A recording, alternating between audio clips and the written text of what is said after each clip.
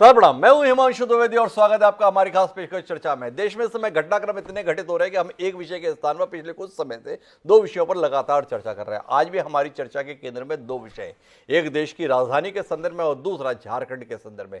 देश की राजधानी में बवाल मचा हुआ है। शराब घोटाले के संदर्भ में जांच की कार्रवाई सीबीआई ने शुरू की, ईडी के आने की आहट हुई और इसी के साथ में सियासी घटनाक्रम तेज हो गया। एक तरफ आम आदमी पार्टी है, दूसरी तरफ भारतीय जनता पार्टी है। कांग्रेस इसमें केवल मूक दर्शक बनी हुई दिखाई दे रही है। आम आदमी पार्टी का आरोप है सब कुछ केवल एक उद्देश्य से किया जा रहा है, कैसे भी केजरीवाल को मुश्किल में डालो, कैसे भी आम आदमी पार्टी को रोको और ठोको।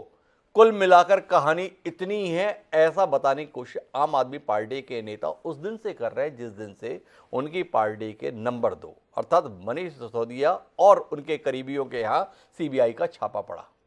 सीबीआई का छापा पड़ने के बाद से मनीष सिसोदिया एक दिन आए, उन्होंने बताया कि कमाल हो गया, भारतीय जनता पार्टी मुझे खरीदने की कोशिश कर रही है, मुझे ऑफर दिया गया है कि तुम आ जाओ, सारे केस खत्म कर देंगे, मुख्यमंत्री भी बना देंगे।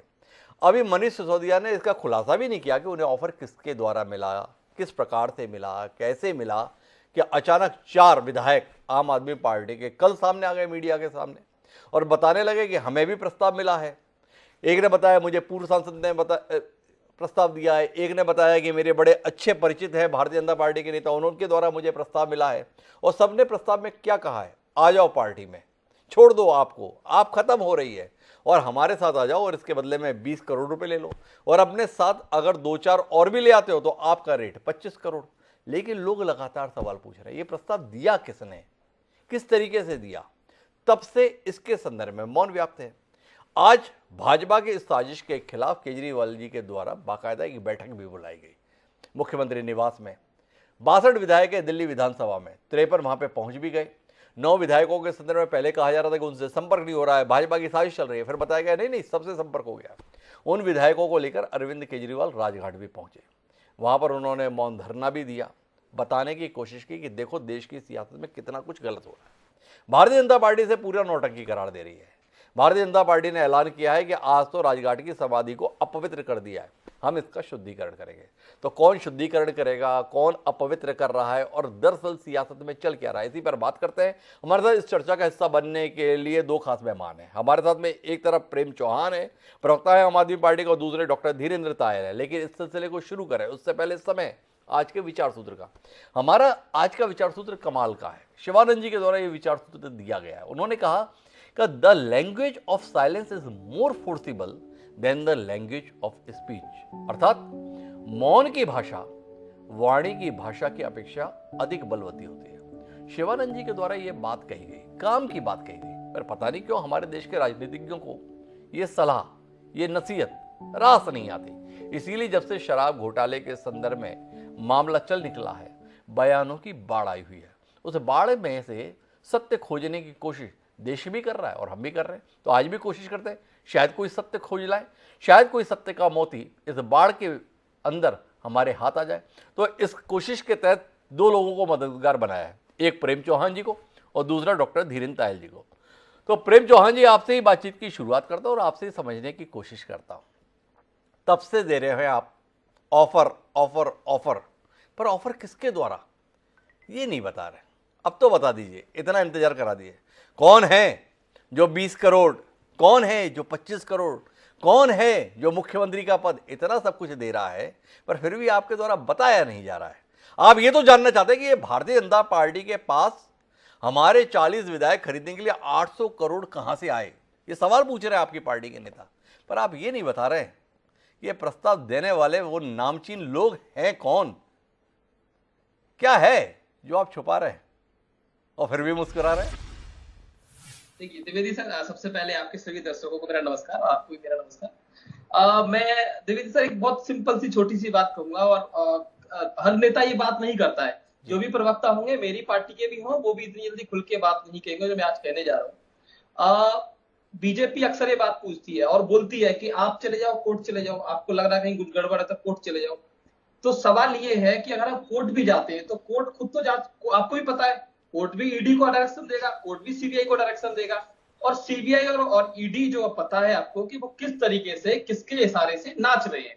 जी अब मैं बताता हूँ आपको, 2014 में शेर सिंह डागर नामक व्यक्ति जो कि बीजेपी के उपाध्यक्ष थे प्रदेश के, जी हमने बकायदा सबूत दिया था इनको। जी आप हमें बता दीजिए कि इन्होंने उनके खिलाफ क्या कार्रवाई करी, कौन से जेल में डाला है, हमें बता दो, हम भी देख लेंगे। जी क्या उन पर कार्रवाई करी?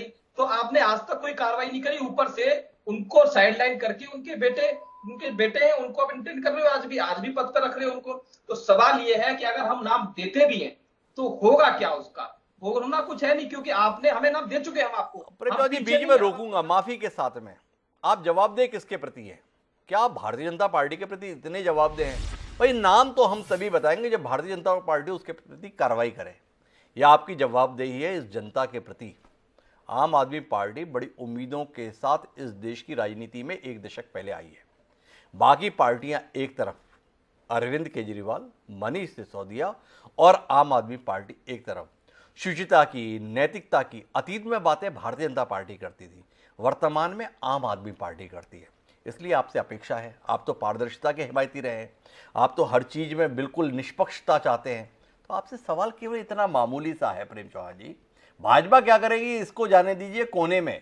देश को तो जानने का हक है कि हमारे इतने कर्मठ, इतने निष्ठावान, इतने समाज के प्रति समर्पित लोगों को खरीदने की कोशिश करने वाले नामचीन लोग हैं कौन? बता नहीं रहे आप, डर रहे हैं, कांप रहे हैं, या वस्तुतः आपके पास में कोई नाम है नहीं। शराब घोटाले को लेकर लोग अचंभित हैं, केजरीवाल और उनकी पार्टी, और ये काम, तो इसलिए आप ये दाम दाम दाम चिल्ला रहे हैं। शराब घोटाले में तो कुछ था ही नहीं, क्लियर है, क्योंकि जी बीजेपी कुछ कह रही है, सीबीआई 1 करोड़ की बात कर रही है, तो उसको तो मैं ज्यादा हवा देने वाली बात थी, कुछ नहीं है। अब मैं बताता हूं आपको कि हम नाम बताएंगे। हमारे लिए सही समय कब होगा? जनता को सही समय होगा जब समय आएगा। गुजरात आ रहा है ना अभी, बीजेपी के जो पेट में दर्द है कि नाम नहीं खोल रहे हैं, कहीं ऐसे समय पर नाम ना बता दे कि इनकी लुटिया डूब जाए, और इसलिए बीजेपी डरी हुई है। समय आने दीजिए सर, गुजरात चुनाव भी है, और प्रेम आपका चौहान जी बोल रहे हिमाचल हैं समय आने दीजिए, चुनाव आएगा तब बताएंगे। भाजपा डरी हुई है। डॉक्टर धीरेन्द्र तायल जी मेरे साथ में। तायल जी आपकी कुर्सी वुर्सी हिल गई है, ऐसा प्रेम चौहान जी बता रहे हैं। डरे हुए हैं आप, कांप रहे हैं थर थर, और इसलिए कांप रहे हैं क्योंकि गुजरात में आम आदमी पार्टी बड़ी चुनौती बन गई है। क्या कहते हैं आप? और 800 करोड़ रुपए के संदर्भ में बताइए कहां से आया 800 करोड़? जानना चाहते हैं आप वाले, तो आप वालों को पता चले, हमें भी पता चल जाए भाई 800 करोड़ आए कहां से। नमस्कार आपके सभी श्रोताओं को जी तो मुझे पता नहीं था कि आज का जो ये डिबेट होने जा रहा है जी ये actually sit down comedy show है। जी तो प्रेम चौहान जी जो कुछ कह रहे हैं जी कि सबूत मेरे पास सारे हैं, लेकिन बताऊंगा कभी बताऊंगा। तो इनको मैं एक और ये भी कुछ अतीत में से खोज के लाए हैं, इनको मैं इनके अतीत में थोड़ा सा झांकी देता हूं। शायद इनको एक नाम याद हो, परमजीत सिंह कटियाल। याद आता है प्रेम जी? जी परमजीत सिंह कटियाल आपके दिल्ली स्टेट के सेक्रेटरी थे, और उन्होंने, योगेंद्र यादव और इन दोनों ने कहा कि परमजीत सिंह कटियाल को कि मेरे को जी 2 सिम दिए गए केजरीवाल जी के द्वारा, कि मेरे जितने एमएलए हैं उनको फोन करो, कहो जी मैं गडकरी जी के ऑफिस से बोल रहा हूं, मैं जेटली जी के ऑफिस से बोल रहा हूं और भाजपा से बोल रहा हूं, हम चाहते हैं आप भाजपा में आओ और ये चेक करो कि हमारा कोई एमएलए हिलने वाला तो नहीं है। तो आप पहले ये चेक कर लीजिए कि जो आप कह रहे हो आपके पास पड़ा हुआ ये ना हो, उसकी कहीं खोजबीन हो और पता लगे कि ये तो कॉल्स जो है वो केजरीवाल जी ने ही करवाई थी। जी तो फिर जनता भी क्या करेगी और ईडी भी क्या करेगा और पुलिस भी क्या करेगी, आप जानते हैं। जी दूसरी बात, बहुत देर से, जब से केजरीवाल जी आए हैं, जनता के सामने उन्होंने दिखाया कि मैं बहुत अच्छा काम करूंगा, लेकिन एक झूठ का पुलिंदा लगातार स्टार्ट करते हैं अन्ना जी के टाइम से। उन्होंने कहा कि अन्ना मूवमेंट में जितने पैसे इकट्ठे हुए थे सब खर्च हो गए, कुछ नहीं बचा। जी बाद में एडमिट किया जी 2 करोड़ बच गए थे, लेकिन बाकी के लोग कहते हैं जी 100 करोड़ था जिसका कुछ पता ही नहीं कहां गया। जी वहां से आपकी कहानी शुरू होती है। उस समय उन्होंने कहा कि जी मैं तो पॉलिटिक्स में आऊंगा ही नहीं, पहला मौका लगा पॉलिटिक्स में आ गए। फिर उनके पास एक 300 पेज की रिपोर्ट थी शीला दीक्षित जी के खिलाफ, जो उन्होंने कहा चुनाव आएंगे तो मैं दिखाऊंगा, जैसे आप आज कह रहे हैं चुनाव आएंगे तो हम बताएंगे, फिर वो 300 पेज की रिपोर्ट पता नहीं कहां गई। और उन्होंने आपने, अब आपने का मतलब आप भी है और आप भी है, जी आपने उसी कांग्रेस से हाथ मिलाकर के सरकार बना ली। वो 300 पेज की रिपोर्ट किसी को देखने को नहीं मिली। फिर एक रिपोर्ट अंबानी के अगेंस्ट भी अवेलेबल है, अडानी के अगेंस्ट भी अवेलेबल है, गडकरी जी के अगेंस्ट भी अवेलेबल है, लेकिन मैं बताऊंगा, कब बताऊंगा ये नहीं बताऊंगा। आप बताइए ना, डर किस बात से रहे हैं? कोई कुछ नहीं कह रहा आपको, आप बताइए, खुल के बताइए कि नहीं, किसने आप पैसे कुछ नहीं डर रहे हैं डॉक्टर धीरेन्द्र दयाल, लेकिन एक बात जानना चाहता हूं, इस देश में पिछले कुछ समय से एक रिवाज चला है, लोगों की भावनाएं बड़ी जल्दी आहत हो जाती हैं। एक हनीमून होटल को हनुमान होटल कर दिया तो लोगों ने एफआईआर कराई, एफआईआर पे तुरंत कार्रवाई हुई, जेल में डाल दिया गया। भारतीय जनता पार्टी इस समय देश का नहीं दुनिया का सबसे बड़ा राजनीतिक दल है, और आपके सर्वोच्च नेता प्रधानमंत्री जी तो संसद की पे भी कह चुके हैं पार्टी तो हमारी मां है। उस मां के संदर्भ में इतने गंभीर किस्म के आरोप ये आम आदमी पार्टी के नेता रोज लगा रहे हैं, बता रहे हैं आप खरीद फरोख्त कर रहे हैं, आप मुख्यमंत्री पद के संदर्भ में प्रस्ताव दे रहे हैं, केस खत्म कर देने की गारंटी दे रहे हैं, आप पैसे भी जो है भारी भरकम ऑफर कर रहे हैं, और पैसे ही नहीं कर रहे हैं, बाद में धमका भी रहे हैं, अगर हमारे साथ नहीं आए तो तुम्हारे ऊपर ईडी सीबीआई के केस भी लगा देंगे। इतना सब कुछ आपके खिलाफ हो रहा है, आप एक एफआईआर तक नहीं करा रहे। तो मामले में कुछ सच्चाई है क्या, जिसके चलते आप सार्वजनिक तौर पर अपने इस चीर हरण को बर्दाश्त कर रहे हैं? भारतीय जनता पार्टी दुनिया का सबसे बड़ा राजनीतिक दल, उसके ऊपर इतने गंभीर आरोप, ये नाम नहीं बता रहे अलग बात है, पर आप भी केवल पत्रकार वार्ताएं कर करके जो है खेल रहे हैं। क्या है ये? क्या टेबल टेनिस चल रहा है देश की जनता के साथ में? क्या आप दोनों लोग जो है जनता को लगातार इधर से हम मार रहे हैं, इधर से हम मार रहे हैं, कुल मिला के खेल चल रहा है? मैं आपको बताता हूं हिमांशु जी, पहले तो मैं दो आपको प्रूफ देता हूं जी। स्टेटमेंट, क्योंकि आपको पता है कि केजरीवाल जी का तो वो कुछ भी बोल देते हैं, बाद में जाके फिर वो कोर्ट में माफी मांग लेते हैं, आई एम सॉरी जी तो ये एक बार ही नहीं हुआ, कई बार हुआ, जनता, सारी देश की जनता ये जानती है। जी अब आज वो बड़े केयरफुल रहे कि उन्होंने क्या शब्द यूज करने हैं, और मैं कोट कर रहा हूं उनके शब्द। उन्होंने कहा, आई हैव हर्ड जी that they are trying to bribe 40 MLAs to cross over. जी I am happy not a single MLA has given in.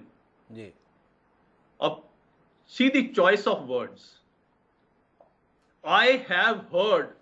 अरे भाई, प्रेम जी कह रहे हैं केजरीवाल जी को जाने दीजिए, केजरीवाल जी ने केवल सुना है, पर माननीय सांसद संजय सिंह जी ने तो कहा है।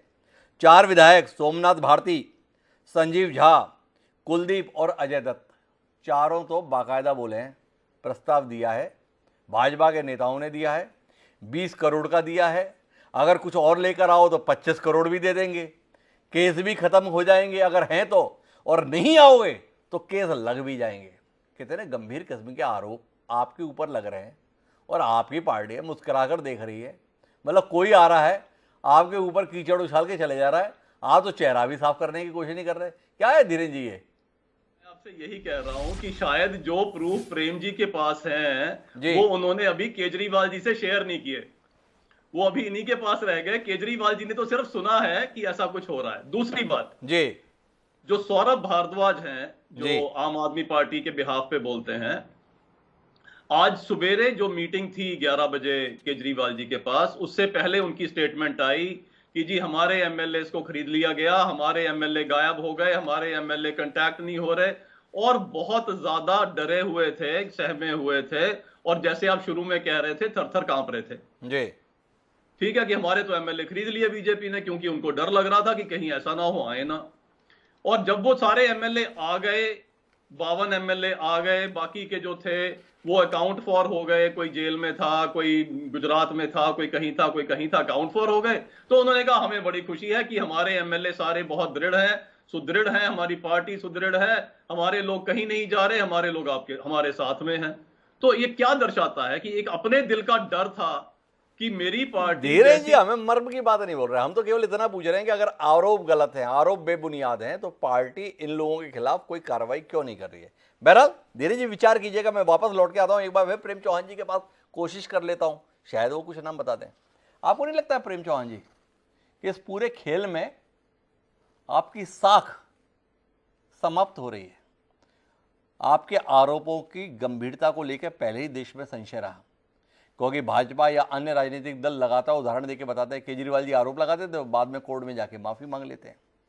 अभी आप जितने गंभीर किस्म के, जितने संजीदा किस्म के आरोप भारतीय जनता पार्टी और उसके नेताओं पर लगा रहे हैं और नाम बता देने के संदर्भ में मौन साध जा रहे हैं और ये कह रहे हैं आप गुजरात का चुनाव आएगा तब बताएंगे, कि आपको नहीं लगता है कि आप अपनी जग हसाई करा रहे हैं? साफ दिख रहा है सब लोगों को कि कुल मिलाकर शराब वाले मसले पर आतंकित और आशंकित हैं आप, कि आपके दिग्गज नेताओं की जगह सत्येंद्र जैन के बगल में तो नहीं हो जा रही, इसलिए दबाव बना रहे हैं, इसलिए कहानी सुना रहे हैं। पर कहानी के अंतर्गत आप तो मुंबई के फिल्मकारों को भी मात दे रहे हैं, ऐसा लग रहा है। ऐसी ऐसी कहानी रच रहे हैं, लाइन से फ्लॉप हो रही है इस समय मुंबई की कहानियां। क्या दिल्ली में नए सिरे से स्क्रिप्ट राइटिंग का काम चलेगा? ये सवाल पैदा हो गया है। थोड़ा तर्कपूर्ण तरीके से आइए ना, उन नामों का खुलासा कीजिए जो राजनीति को इतना गंदा बना रहे हैं। दिल्ली के एक एक विधायक को 20 करोड़ और 25 करोड़ का प्रस्ताव दे रहे हैं। उन लोगों के नामों को सार्वजनिक न करना अपने आप में अपराध नहीं है? आपको ग्लानि नहीं हो रही? आपको अपराध बोध नहीं हो रहा? इस पाप के में डूबे हुए लोगों को आप बचा रहे हैं, छुपा रहे हैं। जी मैं फिर वही दोहराऊंगा कि हमने एक नाम दिया था, उस पर आज तक कोई किसी तरह की कार्रवाई नहीं हुई है। एक बात तो ये है। दूसरी बात यह है कि भाजपा इस तरह के कृत्य हर स्टेट में ऑलमोस्ट कर चुकी है जी। तो देश की जनता बिल्कुल इसमें कंफ्यूज नहीं है। देश की जनता बिल्कुल स्पष्ट है कि भाजपा ऐसे काम करती है और ऐसे काम कर रही है, इसमें समझाने की भी जरूरत नहीं है, मुझे ऐसा लगता है। दूसरी बात मैं अभी वीरेंद्र सर का जवाब देना चाहूंगा कि आप बताइए कि आपने हम पे आरोप लगाए कि हमने इसके 300 फाइल दिखाई, हमने इसकी बात करी, लेकिन मैं आपसे जानना चाहता हूं, मुकुल रॉय, सुवेंदु अधिकारी, नारायण राणे, ये जो आपके विश्व शर्मा है, जो आपके मुख्यमंत्री हैं, तो इनके खिलाफ भी आपने धरने पता नहीं क्या क्या किया था, तो उनकी फाइलें गल गई, गायब हो गई, उड़ गई। वो सवाल तो आपसे ही किया जाएगा ना, तो वो जांच क्यों रुक गई? ये एक सवाल है आपके पास में छोड़ रहा हूं, आप इसका जवाब मुझे लगता है जरूर देंगे। दूसरी बात यह है कि आप पूरे देश में देख लीजिए क्या चल रहा है। आप झारखंड में कांग्रेस के एमएलए के पास केस पकड़ा गया, क्या हुआ उसमें, किसका केस था, उसकी क्या जांच हुई अभी तक? तो ये कहीं ना कहीं भारतीय जनता पार्टी का ये चलन है कि इस तरह का कर रहे हैं। और दूसरी बात, बड़ी बात, ये एफआईआर इसलिए नहीं कराएंगे क्योंकि दिल्ली में तो एक्सपोज होंगे ही होंगे एफआईआर के बाद, थोड़ी बहुत कुछ से जांच होगी, लेकिन बाकी देश में जो इन्होंने किया है उसकी परतें भी खुलना शुरू हो जाएंगी। इसलिए बीजेपी कभी एफआईआर भी नहीं कराएगी, शिकायत करने भी नहीं जाएगी, ऐसे मीडिया पर हमें आरोप लगाती रहेगी कि हम ये झूठ बोल रहे हैं, ये कहानी कर रहे हैं। हकीकत यह है कि भाजपा खुद डरी हुई है और बहुत ज्यादा डरी हुई है। समय आएगा, आप भी हमें यही है और हम भी यही है। अच्छा, एक बात बताइए प्रेम जी, आज एक कमाल का स्टेटमेंट आपके नेता ने दिया, दिल्ली के मुख्यमंत्री, हम सब लोग बड़े अचंभे से उन्हें देखते हैं, कमाल की सफलता उन्होंने कम समय में हासिल की है, बड़े योग्य व्यक्ति भी हैं। उन्होंने कहा कि पिछले जन्म का पुण्य है जो मनीष सिसोदिया जैसे साथी मिले। दोपहर में ये स्टेटमेंट आया, मैं तब से बेचैन हुआ, इंतजार कर रहा था इस कार्यक्रम का, मुझे आम आदमी पार्टी का प्रवक्ता मिले और मैं सवाल करूं कि भाई पिछले जन्म का पुण्य था तो मनीष सिसोदिया जैसे साथी मिले, और कुमार विश्वास, प्रशांत भूषण, योगेंद्र यादव, शांति भूषण, किरण बेदी, ये भी साथी मिले थे। ये पिछले जन्म के क्या थे? थोड़ा इसके संदर्भ में जो प्रेम जी बताओ ना। मनीष सिसोदिया जी के संदर्भ में तो पता चल गया ये पिछले जन्म के पुण्य का प्रताप है। ये जो नाम मैंने गिनाए इनका भी तो खुलासा हो जाए, ये पिछले जन्म के किन कर्मों का प्रताप है। देखिए, ये सारी चीजें जो उन्होंने कही है, मैं उसी में कहूंगा कि हाँ, वो कह रहे हैं और ऐसा ही हमें भी ऐसा ही लगता है कि कुछ अच्छे कर्म किए होंगे ताकि हमें भी ऐसे नेता मिले। लेकिन सवाल ये है कि अगर किरण द्विवेदी या बाकी की आप बात करेंगे तो सबकी अपनी अपनी महत्वाकांक्षाएं होती हैं। कोई पद लेना चाहता है, कोई कुछ लेना चाहता है। मनीष सिसोदिया को शिक्षा अच्छी लगती है तो उन्होंने दिल्ली की शिक्षा बहुत बेहतर करी, तो ये पॉजिटिव काम था। अरे बड़े कमाल का तर्क दिया है प्रेम जी, मनीष सिसोदिया जी को शिक्षा अच्छी लगती है तो उन्होंने शिक्षा मंत्रालय लिया। ये आबकारी मंत्रालय भी उनके पास था। क्या कहना चाहते हैं आप? दारू भी उन्हें बहुत अच्छी लगती है। आबकारी में अमूल चूल परिवर्तन किए हैं सर, मैं आपको गारंटी देता हूं, वो देश की सबसे बेस्ट पॉलिसी थी और मुझे लगता है भविष्य में कभी जरूरत लगेगी तो ये मोदी जी या सेंट्रल गवर्नमेंट भी इसको सब समझेगी। तो ये बहुत बेहतर पॉलिसी थी, इसको लाना चाहिए था, लेकिन भारतीय जनता पार्टी ने पता नहीं क्या क्या सारे साम दाम दंड भेद करके इस पॉलिसी को फेल करने की कोशिश करी, और फिलहाल वो पॉलिसी मेरे हिसाब से फेल कर दी इन लोगों ने। तो कुल मिला के प्रेम चौहान जी ने बोला नहीं, शिक्षा के संदर्भ में तो बताया, आबकारी के संदर्भ में सबसे अच्छी पॉलिसी थी। फिर सवाल दोहरा देता हूँ, क्या पॉलिसी थी? कि शराब का व्यापार करके राजस्व बढ़ाएंगे। दिल्ली की जनता पहले 25 साल की उम्र में शराब पीने के संदर्भ में पात्रता रखती थी, आपने बना दिया। अरे क्या है, 25 साल होने का इंतजार कर रहे हो? पहले से पियो, बढ़िया चीज़ है। इसे अच्छी पॉलिसी के तौर पर देखता है प्रेम चौहान जी। इसी के लिए सत्ता में आए, इसी के लिए अन्ना आंदोलन में आपके प्रति इतना जन समर्थन था। अपनी इस सफलता पर मुग्ध हैं, अपनी इस नीति पर, अपनी इस नीयत पर मुग्ध हैं आप। देखिए सर, हमें नहीं लगता कि हमने कानून से बाहर जाके कोई काम किया है। देश में लीकर जो है लीगल है और हमने लीगल तरीके से ही काम किया। मैं आपको बहुत फिर से प्रेम चौहान जी, मैं वापस आपसे कहूंगा, कानून अपनी जगह, नैतिकता अपनी जगह। आप एक ऐसे राजनीतिक दल से ताल्लुक रखते हैं प्रेम जी, जिसने इस देश में एक उम्मीद जगाई थी, एक आशा जगाई थी, एक भरोसा पैदा किया था। इसलिए आप कानून के प्रावधानों का हवाला देकर यहाँ पर बात करें, शायद उतना युक्ति संगत नहीं। आप पार्टी से ताल्लुक़ रखते हैं, आम आदमी पार्टी। क्या कहकर आप राजनीति में आए हैं? क्या आपने शराब पीने की पात्रता के संदर्भ में उम्र की सीमा को जो घटा दिया उसे जायज़ मानते हैं? अरे हमने तो कानून के अनुसार ही काम किया। वाकिफ के, या आप जैसे लोगों से तो उम्मीद थी कि आप तो दिल्ली को नशा मुक्त करने की दिशा में काम करेंगे। कहीं कोई शर्मिंदगी नहीं आपको अपनी दलील पर? नहीं, मुझे लगता है कि अगर इसमें कुछ गलत था तो भारतीय जनता पार्टी पूरे उसमें है, बहुमत में है, वो इस कानून को खत्म कर दे, पूरे देश में ही खत्म हो जाएगी। हम संविधान से बाहर कहाँ गए हैं? अरे यार प्रेम जी, फिर से आप कैसी बातें करने लगे। अगर भाजपा ही सब कुछ कर लेती तो आपको इतना मौका क्यों देते? दिल्ली में मोदी जी बैठते हैं, अमित शाह जी बैठते हैं, नड्डा जी बैठते हैं, तो अभी 70 में से 62 सीटें आपके हिस्से में आती हैं। लोगों ने आप पे भरोसा किया है। आप बोल रहे हो भाजपा से करा लेते हैं। अगर भाजपा से हो जाता तो आपको मौका क्यों देते? मैं आपकी और अपनी नैतिकता की तो बात इसमें बहुत ज्यादा नहीं कर सकता हूँ, क्योंकि मेरे लिए नैतिकता से भी बढ़ के संविधान है। मैं संविधान से चलने वाला व्यक्ति हूँ, मेरी पार्टी संविधान से चलने वाली है। अगर उसमें कुछ गड़बड़ हुई है तो बिल्कुल हम मानेंगे कि हमसे गलती हुई है। वाह, तो कमाल का तर्क दिया प्रेम चौहान जी ने। भाई मेरी नैतिकता से भी बढ़कर संविधान है। संविधान में अगर नशाबंदी नहीं है तो फिर जाके क्यों नशाबंदी की बात करनी है? संविधान में तो लोकपाल भी नहीं था, पर आप तो लोकपाल के नाम पर ही आए थे। विचार कीजिएगा। बहरहाल मैं आखिरी बातचीत के लिए डॉक्टर धीरेन्द्र दयाल आपके पास आना चाहता हूं और जानना ये चाहता हूं, ये नूरा कुश्ती कब तक चलाने वाले हैं आप?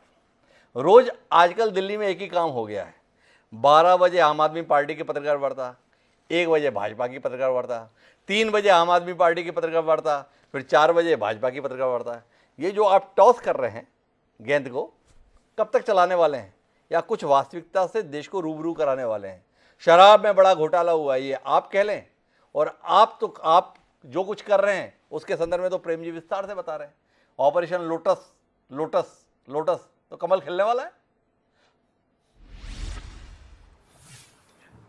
कुछ चीजें हैं जो प्रेम जी ने कही बड़ी इंटरेस्टिंग है। उन्होंने कहा कि जी आपने उनको नैतिकता पे, तो उन्होंने बोल ही दिया कि नैतिकता से मेरा कोई लेन देन नहीं है जी। बच्चे शराब पिए, क्योंकि शराब लीगल है तो बच्चे क्यों ना पिए? आफ्टर ऑल उनका भी हक बनता है जी। हमने कहा था हम मोहल्ला क्लिनिक खिलाएंगे, मोहल्ला क्लिनिक नहीं भी खुला, कोई बात नहीं, मोहल्ला ठेका तो खोला जी आम जनता के लिए। और अभी उन्होंने कहा कि हमने लॉ नहीं तोड़ा कम से कम कोई। तो मैं उनको बता दूं उनकी नॉलेज के लिए कि आपने जब एक्साइज पॉलिसी बनाई तो आपने GNCTD एक्ट 1991 तोड़ा, आपने ट्रांजैक्शन ऑफ बिजनेस रूल्स 1993 तोड़ा, दिल्ली एक्साइज एक्ट 2009 तोड़ा, दिल्ली एक्साइज रूल्स 2010 तोड़ा। ये सारे रूल आपने तोड़े। तो अगर आपको लॉ प्यारा है तो आपने ये सब क्यों तोड़े? दूसरा, आपने कहा एक पॉलिसी बहुत बढ़िया थी और किसी दिन ये पॉलिसी सारे देश में लागू होगी। तो क्या आपकी पॉलिसी को भाजपा ने विड्रॉ किया या आपने विड्रॉ किया? जैसे ही उसके ऊपर सवाल उठे, और सवाल किसने उठाया? आपके चीफ सेक्रेटरी ने उठाया।